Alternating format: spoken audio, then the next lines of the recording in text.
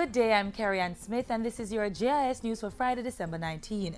Prime Minister Portia Simpson Miller has expressed her confidence in and commitment to the Partnership for Jamaica process.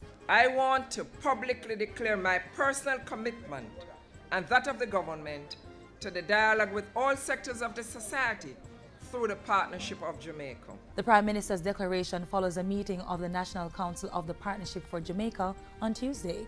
Among other things, that meeting discussed the NHT's recent acquisition of the Orange Grove property.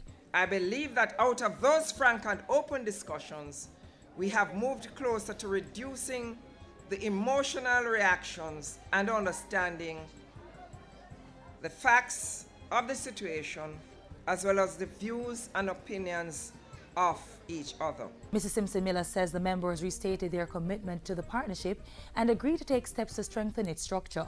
Going forward, it was agreed that the Consultation Code of Practice for the Public Sector, issued in 2005, will be embedded in the operations of ministries and agencies.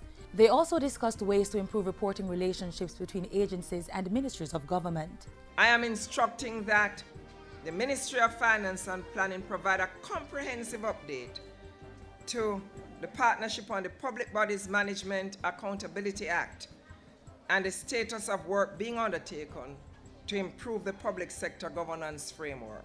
The Prime Minister was speaking on Wednesday at a titling ceremony in Clarendon.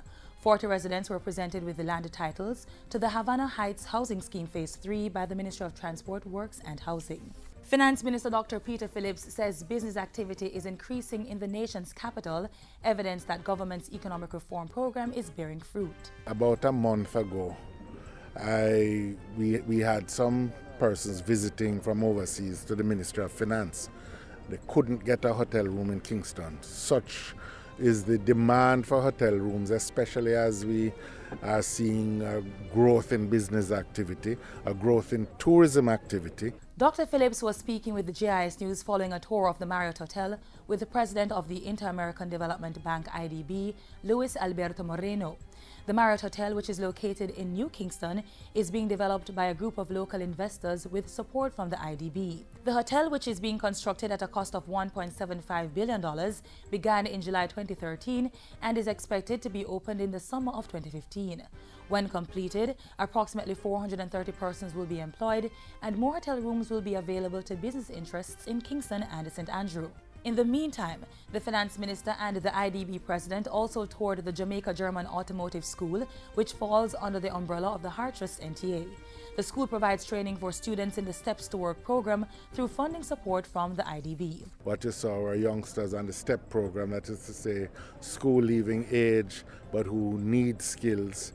And they were all students on the PATH program who got these skills and are getting skills as mechanics, automotive engineers. The 2014 calendar year so far has been marked by a decrease in the number of curfews imposed by the Jamaica Constabulary Force. There were 14 curfews ordered this year in comparison to the average annual figure of about 1,000. National Security Minister Peter Bunting says this is one of the strategies that have contributed to a major reduction in violent crimes across the island. We've achieved it by doing less of a number of things. So we've had, we've virtually eliminated the use of curfews as a routine type measure. We have reduced the number of arrests.